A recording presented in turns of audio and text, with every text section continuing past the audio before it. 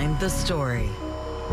Hey, thanks for joining us. I'm Amanda Hara. This is Chief Investigator Jeremy Finley, and you're watching Behind the Story, where we take time to do a deeper dive into some of the stories that you've seen on TV, but maybe we didn't have enough time to fully talk about the full context with. So we're going to focus on your investigation into Partners in Care, which is a program launched by Metro Police. So walk us through what this does and kind of the top line of your investigation. Sure. So there is no question, first of all, this is a great program. This is exactly the kind of program that the city needs right now.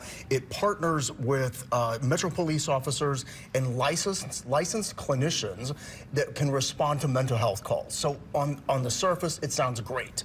The problem that we have found is that there are so many calls coming, they can't keep up with demand.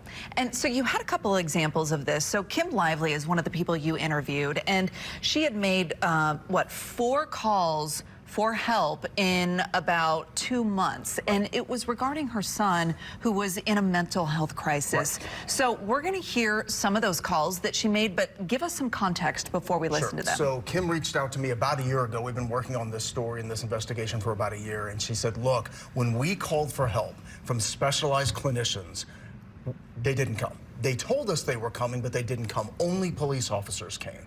So in this case, Kim wanted, listen, if a police officer comes, okay. But the reality is I need a mental health expert to come and help with my son because he is in the midst of a mental health crisis, and we don't want him to go to jail. We want him, if he has to go to a hospital. But every time, only a untrained police officer, untrained in mental health rather, arrived. And that's what got us looking into this. Wait a second, if we have these teams, why is this happening? And again, ultimately what we found is that there are simply so many calls, there aren't enough people to respond that have this kind of training. And you can hear some of the desperation in her voice in some of these phone calls, so take a listen. I'm not a psychiatrist. Somebody has got to get this boy some help. We need to get help before he hurt somebody or he hurt himself. Okay, so at a certain point, the mobile crisis team even gets involved, and they say, you know what? Yeah, we think that we need to deliver on this request. So explain what the mobile crisis team is and does, and what happened after they got involved with some of these phone calls from Kim. Sure. So ultimately what happens is that when you're in a mental health emergency, or a loved one is, you can call the city's mental health crisis line. It's often referred to as the mobile crisis. So you call, they kind of talk you through it, but then if they feel like a police officer also needs to get involved, or a Partners in Care team needs to get involved, then they can transfer their call to 911, say, listen, we need one of the teams, we need an officer that's trained in this, and can you please send that person out? So they're almost like a middleman that helps in mental health crises. And you can hear him getting involved in this call that they had with dispatchers. I'm with the Davidson County Mobile Crisis Team. What we would ideally like to see happen is for our CIT, our North CIT folks, be involved in this. We're going to talk about exactly what happened to Kim's son in just a second, but you also spoke with the aunt, and she explained to you why she was so desperate for this help to come. Yeah, this was tough because we were able to speak with several family members in this case because they'd all called for help. And in this case, the aunt was so concerned that if he didn't get expert mental health care, then something bad was going to happen to him. All right, take a listen. We were just trying, like, so hard. And me personally, I knew something was gonna happen. And I knew that if they didn't help him, that he was gonna die, and he did. So walk us through the circumstances that ultimately led to his death. So what happened was the family called a police officer, several police officers arrived. Instead of taking him to a hospital or getting examination for mental health, they took him to jail, which, as we know as reporters, happens all the time, because if they don't have the manpower to, their only option if someone is a danger to himself or to a police officer, they're going to take him to jail if they have committed some kind of crime. Bottom line, he went to jail, spent a little bit of time in jail, was released, a couple days later walked out into traffic and was killed.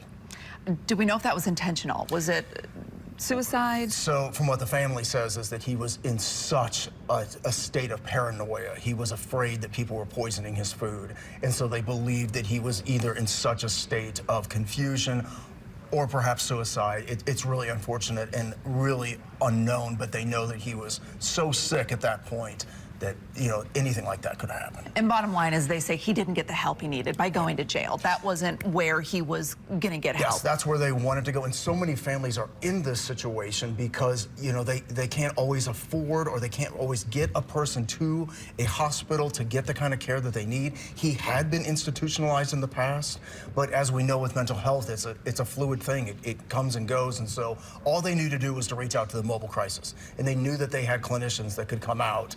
It's just in each one of these times, these teams just weren't available. All right, so we're hearing a lot about a problem. We know that there's a solution. There's an infrastructure for a solution. So the big question is, okay, why? You know, why is this happening? And you pulled the data that showed this goes well beyond Kim's story. Yeah, absolutely. So what we did was we always want to put data to our stories. And what we ultimately found is that we looked at all the cases where 911 was requested to send either a CIT officer, which is an officer that has been trained in mental health, or one of the Partners in Care program, to one of the Partners in Care teams. So what we found was that in less than half of the times, these teams, these specially trained people were able to respond. Less than half of the times that people asked for them. And so we then, of course, went to the program itself and asked, hey, what's going on? And ultimately they said, look, we just can't keep up with demand. We don't have enough of these teams. And that was part of the conversation that you showcased in your investigation. I'm wondering what the message is for the people of the city. When they call and they can't get a Partners in Care team, what are they supposed to do? We're going to look at the data when the calls are coming in, look at what calls we're missing, where do we need to expand next? It's always a data-forward approach. All right, so let's talk about that. What does come next? I mean, where does this stand? Right, so, you know, so many times in these investigations, we want immediate answers, right? We were like, look, people, this is a crisis. People need this kind of help. It all comes down to money. Right. And so many times with government, it comes down to money. If they had the finances to hire more police officers and more clinicians that could be in these teams and get them the training, then this kind of problem could be addressed, but it all comes down to money. So it's really going to see over the next, we're going to be monitoring to see if the city puts more money towards these programs to get more of these people out there. The police know, the mental health experts know this is truly the way to respond to this, is to not just send out police officers because their jobs are hard enough as it is, but to send them out with people who are trained that can say, look, let me help this person. Let me see what I can do to help this person, and not just send them to jail and not just arrest them.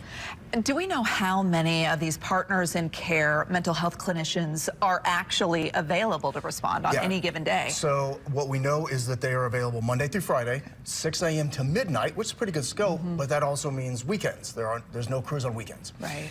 It also means that if there aren't enough teams, and so there's roughly about 16 to 20 of these clinicians that are spread out throughout the week, but you got to think about a number of calls that are coming in. There's just not enough of them. And so that's truly what we're finding and what our city and cities all across the nation are grappling with. All right, well, more to come as, you know, you've highlighted this problem. We'll see where it lands and what comes next with a possible solution or maybe efforts to expand this to be more broad. Let's hope so. It's a great program. It's just the reality of what we're facing. All right, Jeremy Finley with his investigation. Thanks for watching Behind the Story. We'll see you back here Wednesday next week.